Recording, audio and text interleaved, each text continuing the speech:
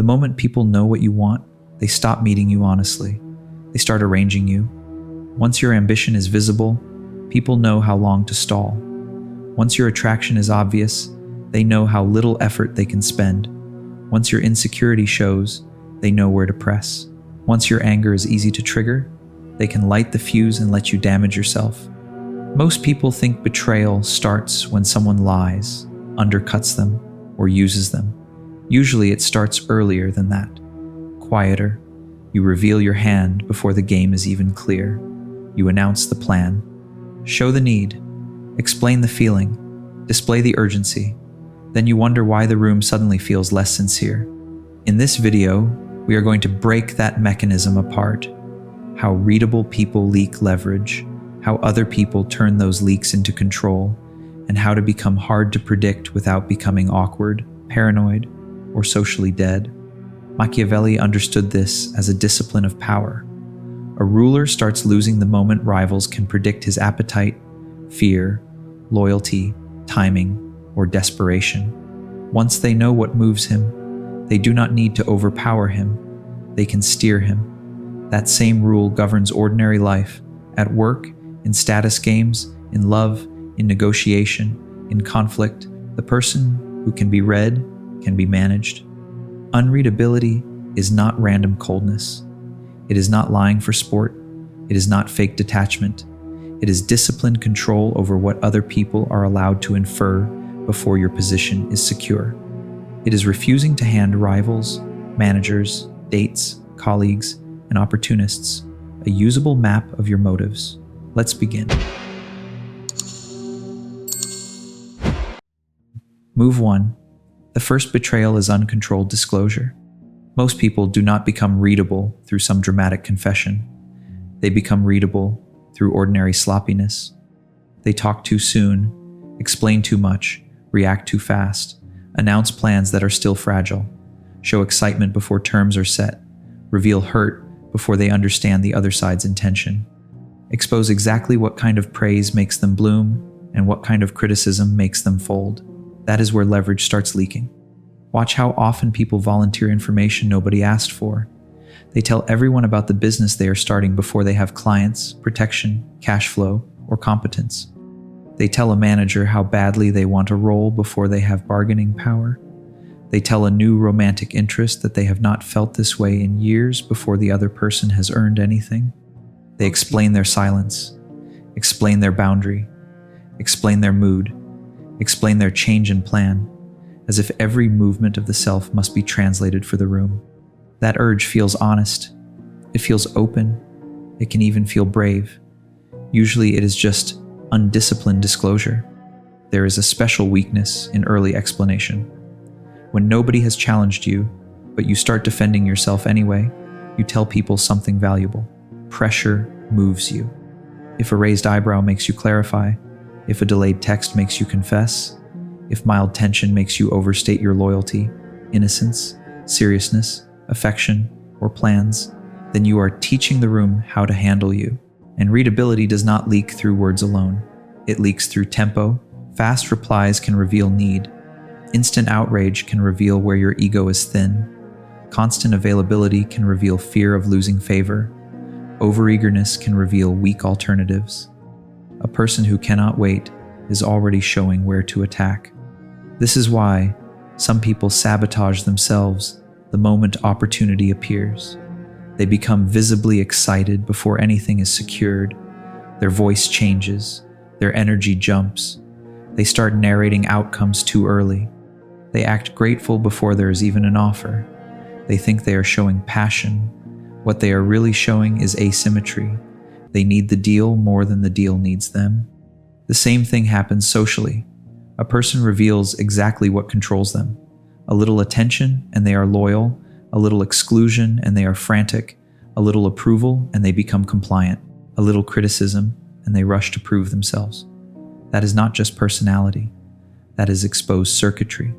Machiavelli would recognize this instantly. If you want to survive around rivals, patrons, subordinates, and unstable allies, you do not reveal the hinges of your behavior. You do not publicize appetite before acquisition. You do not display fear before defense. You do not expose resentment before advantage. The first betrayal is not that others use your disclosures. The first betrayal is that you made your internal world cheap to access. Move 2. People convert your signals into a working map. Now, we move from leakage to mechanism. People are always modeling each other. Not formally, not always consciously, but constantly. From a handful of signals, they begin building a working map of you. What do you want? What do you fear? How long can you wait? What do you need to hear? What do you avoid? What kind of uncertainty can you tolerate? What pressure makes you fold? What role are you trying to secure in the room? Once that map starts forming, something changes. They no longer have to deal with you directly. They can deal with the pattern. A boss notices that one employee does not actually need money as urgently as he needs recognition. So instead of paying more, the boss gives praise, visibility, a flattering title, and more work. A colleague notices that you cannot tolerate ambiguity, so she delays clarity and watches you rush to fill the silence. A date notices that you are already sold, so effort drops. A rival notices that criticism makes you explain yourself, so he criticizes not to be right, but to make you reveal more. This is how readable people become steerable. The manipulation is rarely cinematic. It does not require some mastermind. It only requires that someone notices your pattern before you notice theirs. If they know you crave inclusion, they can cool the room and make you chase warmth.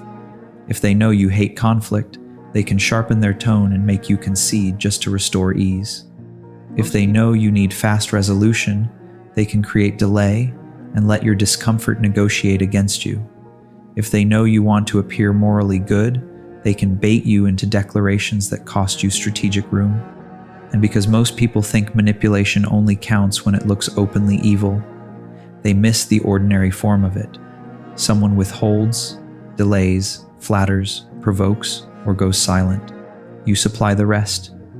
Your readable pattern completes the mechanism for them.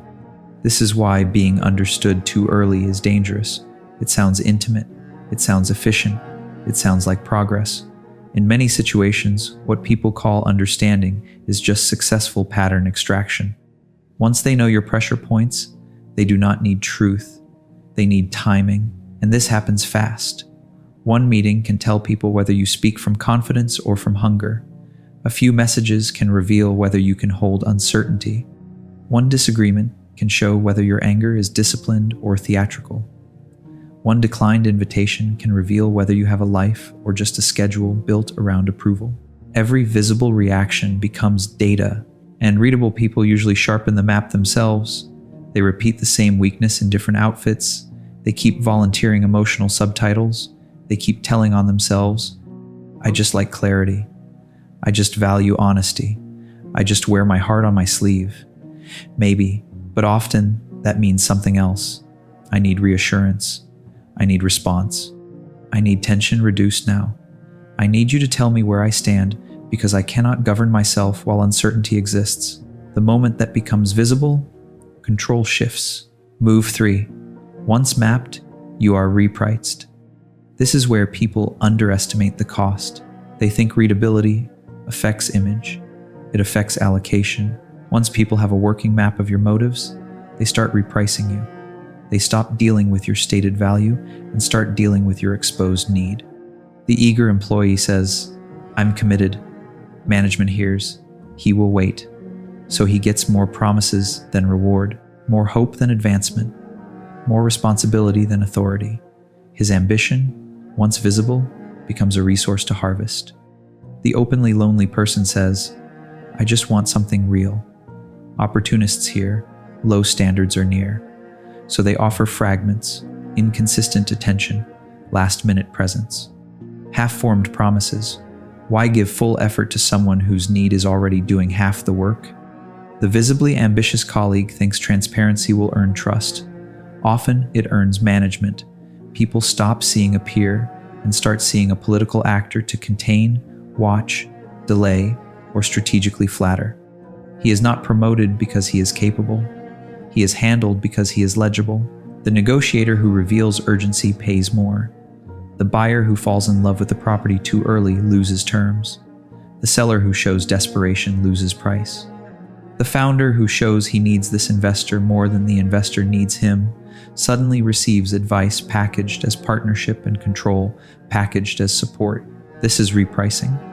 Your value is no longer determined by your qualities alone. It gets adjusted downward by the amount of need, predictability, and compliance visible around those qualities. People trust you differently too. Not all trust rises when you reveal more. Some trust falls. If you show that praise steers you, people trust your judgment less. If you show that conflict destabilizes you, they trust your steadiness less. If you show that attention can buy your loyalty, they trust your independence less.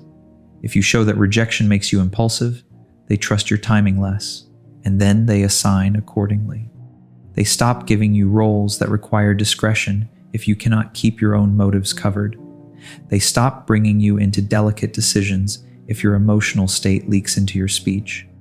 They stop giving you leverage-bearing information if they suspect your need to be included is stronger than your ability to remain still.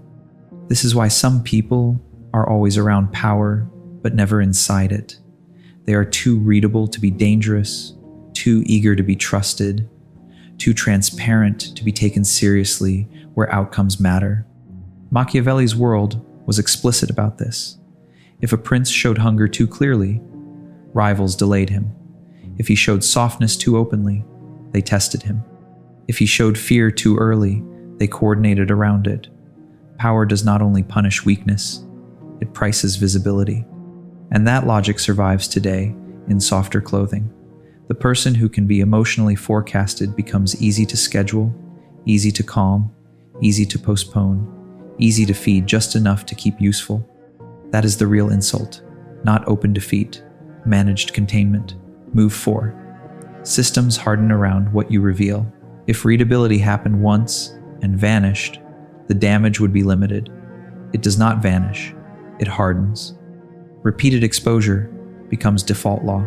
Once people learn your pattern, they stop treating it as a moment and start organizing around it. Your known behavior gets built into calendars, expectations, communication habits, relationship roles, and institutional incentives. This is where a social weakness becomes structural. If you always reply immediately, people stop seeing it as courtesy and start seeing it as access. If you always smooth conflict, people stop appreciating it and start assigning you cleanup. If you always follow up, people stop taking initiative because the system has already decided who carries the burden. If you are visibly reliable without being strategically guarded, more and more unrewarded responsibility finds you. At work, this is common. The competent, eager person becomes the permanent absorber of ambiguity. Extra tasks drift his way because everyone knows he will rescue the deadline, patch the failure, answer at night, and tolerate misaligned expectations. His reliability has been converted into a loading dock. Then he wonders why he is respected verbally but trapped functionally, because the system now depends on his predictability. In relationships, the same trap appears. If you are always the one who checks in first, repairs tension first, forgives first, clarifies first, and returns first, then your role becomes fixed. You are not interacting freely anymore. You are servicing a structure. The other person may not even be cruel. They are simply adapting to a pattern you made stable. If you become the emotional emergency contact for everyone, people stop filtering before they offload. If you always make yourself available, nobody learns to approach you with precision. If you repeatedly reveal that silence disturbs you, silence becomes a tool used against you with almost no effort. Digital life makes this worse. Your response speed, posting behavior, visibility, story views, your pattern of who you answer and when, all of it trains people. You think you are just communicating. Often, you are teaching others what level of access they can expect and how much ambiguity you can bear. Systems harden because predictability is convenient for everyone except the predictable person. This is the expensive part of being readable. Once the role stabilizes, changing it creates friction. The employee who wants boundaries now seems less collaborative. The person who stops over-explaining now seems different. The friend who stops being permanently available now seems cold. The romantic partner who no longer chases clarity now seems withdrawn. No. What happened is simpler. A structure built around your exposed pattern is being denied its old fuel, and structures resist correction. This is why late awakenings feel punishing. You are not merely changing behavior. You are trying to unwind the incentives your old behavior created. A prince who taught everyone he could be pressured would not be left alone the day he suddenly wanted dignity. A manager who learned you always say yes will not instantly respect your first no. A person accustomed to your emotional availability will call your restraint cruelty. The trap is not in one disclosure. The trap is in repeated disclosure becoming expectation, and expectation becoming law. Move 5.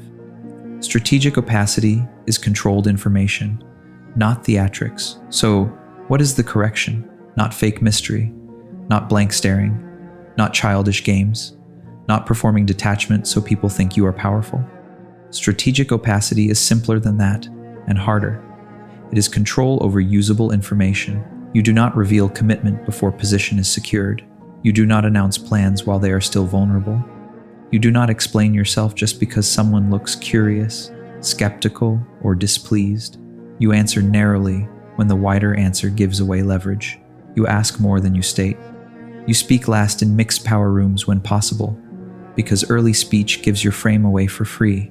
You separate private intention from public posture. That does not mean becoming wooden. It means becoming measured. If someone asks what you are doing next, not every answer needs a full blueprint. If a plan is still forming, I'm exploring a few things, is enough. If a negotiation is still open, enthusiasm stays private. If you are interested in someone, that does not require immediate confession. If you are angry, that does not require immediate discharge. If you are hurt, that does not require immediate explanation. Unreadability is often just refusing to turn every internal movement into public language. A powerful person is not the one with no feelings. It is the one whose feelings do not automatically become signals. This matters most under pressure. In a meeting, someone asks whether you are ready to take on a bigger role. The readable person starts over-answering. He reveals how badly he wants it, how long he has waited, how much he has already planned. Now the room knows he can be fed with possibility. The opaque person does less. He shows interest, asks about scope, authority, resources, and timing, and leaves the hunger private. Same ambition, very different leverage. In negotiation, the same rule applies. If the other side says, "We need an answer quickly," most people rush to prove cooperation. They explain their interest, reveal urgency, and start solving the other side's problem for them. Bad move. Controlled information means hearing the pressure without adopting it. When accused, many people rush into long defense. When ignored, they intensify. When challenged, they over-clarify. When tempted by an opportunity, they become animated too early. In each case, they imagine expression restores control. Usually it does the opposite. It reveals urgency, fear, vanity, or dependence before the terrain is known. Controlled information means holding your shape while being watched. You can be warm without being transparent. You can be social without being searchable. You can be honest without being fully legible. You can be kind without making your motives available for extraction. And this discipline has practical forms. Keep plans private until they are hard to sabotage. Do not narrate your ambition to people who have not earned proximity to it. Do not reveal your final price before hearing theirs. Do not show full emotional investment while terms are still unstable. Do not react on the timeline your provoker prefers. Do not confuse being seen with being respected. Machiavelli's lesson here is severe. If appearances must sometimes differ from intentions, protect intentions. Not because deceit is glamorous, but because exposed motive invites arrangement. If people know exactly where you are going before the road is secured, they can block, delay, dilute, or tax the journey. Strategic opacity protects movement. Move 6. Use ambiguity to make others commit first. Now we move from defense to leverage. Unreadability is not only about preventing loss. It can reverse pressure. When your motives are unclear, Other people have to do more work. They ask more questions. They reveal more than they meant to. They offer early. They qualify themselves. They chase clarity. And while doing that, they expose their own position. That is the strategic value of ambiguity. In negotiation, the person who speaks too early usually gives the frame away. The one who rushes to say, "We really want to make this happen," has already softened price tension. But the person who stays measured, asks questions, leaves silence intact, and does not reveal urgency forces the other side to move first. Maybe they improve the offer. Maybe they reveal the real deadline. Maybe they expose who actually has signing authority. Maybe they start adding concessions just to see what wakes you up. Silence is not empty. It makes the other side bid against uncertainty. Attraction works the same way, though people cheapen it with game playing. That is not the point. The point is this: if your interest is obvious before the other person's character, seriousness, and intention are known, then they get certainty while you still carry the risk. But if your posture stays calm and observant, they have to show what they are: casual or disciplined, flaky or sincere, entitled or invested. Your ambiguity becomes a test they must walk through. At work, if you do not instantly accept every request, people are forced to reveal priority: what is truly urgent, what can wait, who is backing this ask, what are they willing to trade. The moment you stop donating automatic compliance, the hierarchy comes into view. This is why strategic people are careful with immediate enthusiasm. Certainty is often a concession. When you make others commit first, several things happen. They reveal appetite. They reveal limits. They reveal how badly they need your participation. They reveal what story they hoped you would accept. And they start investing before you do. That last part matters. The party who invests first, without enough information, often becomes the captive party. They become the one trying to preserve momentum, the one protecting possibility, the one accepting weak terms because too much has already been spent emotionally or politically. Ambiguity interrupts that trap. This is why unreadable people often seem more powerful than they are. Not because they are mystical, because they control sequence. They do not let their motives become the first fixed fact in the room. They let the room expose itself first. A calm pause after an offer can improve the offer. A measured answer instead of instant availability can expose who actually values your time. A refusal to declare final intention too early keeps alternatives alive. A person who cannot be easily rushed becomes difficult to cheapen. Machiavelli would call this command over pace. If others cannot predict your commitment, they cannot confidently organize around your dependence. So they start committing resources to secure what they still cannot fully read. That is the inversion. Your opacity does not merely hide your hand. It makes other people show theirs sooner. Move 7. The highest form is inner secrecy. But there is a final problem. You can learn every outer tactic and still fail, because the real leak is often inside you. Most premature disclosure is not caused by external pressure alone. It is caused by an inner need for relief. People announce plans too early because speaking them creates the feeling of progress. They confess attraction too early because uncertainty feels unbearable. They reveal outrage too quickly because identity wants display. They explain strategy because being misunderstood feels painful. They broadcast every shift in feeling because private tension feels heavier than public exposure. In other words, they are not only revealing information, they are medicating themselves with disclosure. This is why true unreadability is not a social trick. It is inner command. Can you carry an intention without advertising it? Can you hold ambition in silence while building real position? Can you feel attraction without turning it into confession? Can you absorb insult without spraying your anger into the room? Can you stay uncertain without begging for clarity too early? Can you know what you want without letting everyone watch you want it? That is the highest form. Because if your own impulses can force your hand, then anyone who creates the right emotional weather can make you reveal yourself. A little ambiguity, a little delay, a little admiration, a little disrespect, a little exclusion, and suddenly your hidden machinery is public again.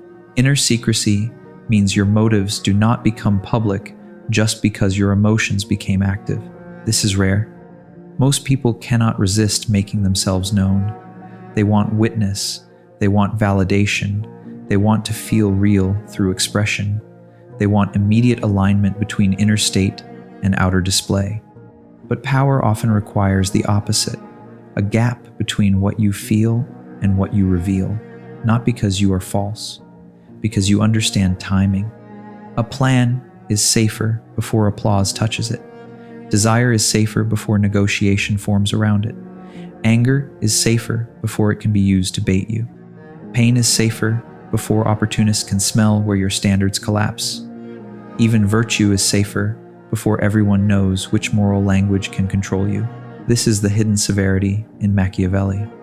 He is not merely saying, hide things from others.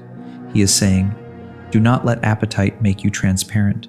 If you cannot keep your own counsel, you cannot keep power. Recap. You leak intentions in ordinary moments. Other people assemble those leaks into a map. That map changes how they value, trust, delay, bait, and assign you. Repeated exposure hardens into routines and incentives that trap you in a predictable role. Disciplined opacity stops the leak and protects position. Ambiguity then forces others to reveal themselves first. And the final standard is internal. Govern the impulse that begs to be known. Here's the final truth. In every serious contest, the person who reaches your motives gets a hand on your steering wheel. Subscribe and like if you want strategy, not self-deception. What you expose too early will be used to price you. Comment one place where people read you too easily. Work, dating, family, or friendship.